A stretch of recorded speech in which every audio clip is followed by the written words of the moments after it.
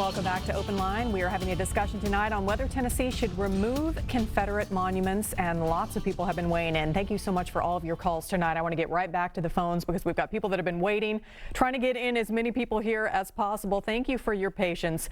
Let's go to James. James, you're live on Open Line.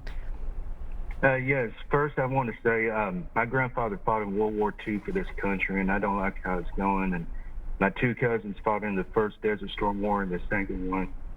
And my opinion about the Confederate statues is, and to me, it's part of history. It's not part of slavery or anything racial. It's to honor the people that fought for the South, to protect it, that died for the South. And about all them being torn down, I don't think it's right. And I even read on Facebook that y'all going to tear down the Andrew Jackson statue, and I don't think that's right either, because he was one of our country's presidents, and it needs to stay up. And if any of these statues get torn down, I think all of them should, including the black ones, because to me it's a racial thing of y'all tearing these statues down. It's not to make people feel comfortable.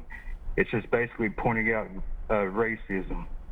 And to me, the people that's pointing out racism are the ones being racist about all this, because they're the ones who's talking about it.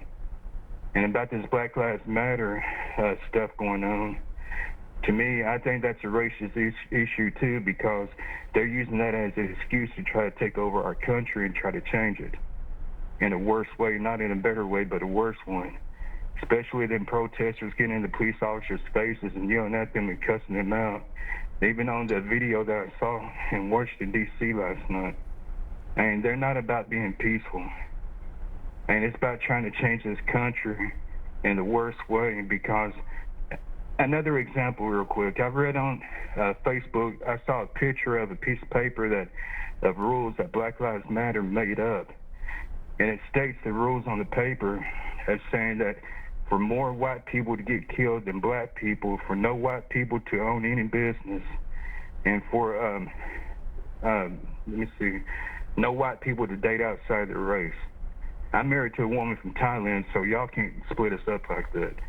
And plus, about the Confederate flags, I got one, and I know lots of people that has some, and y'all cannot take those away from people. This is a free country. With it being a free country, we have the right to have and to verbalize our opinion and to show what we stand for. And not everybody is against black people. I got mixed people in my family. And plus, I have a grandmother that's full-blooded Cherokee, to where Cherokee people and Native people lived here in America before anybody else did. So to me, all of it's nothing but nonsense.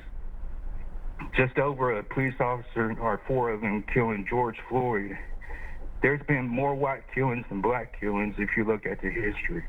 Even more black people killing black people.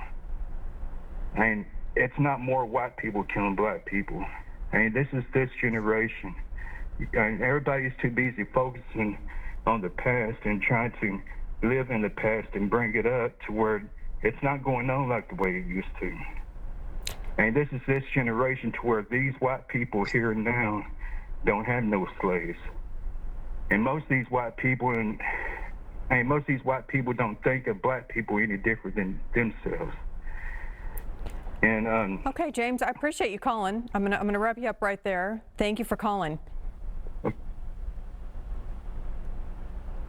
Hello. So that was a lot. A lot to, yeah. But I know he said he hopped around a couple of things, but if I was mistaken, a couple of things I got from his comments were change our country.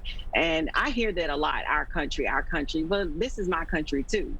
And everybody as American citizens have the ability to thrive in this country. Yes, we are trying to change this country to be more inclusive so that we can break down symbolisms of racism. We cannot live in the past. We must acknowledge the past, which is why we want to move these symbolisms of racism to a museum.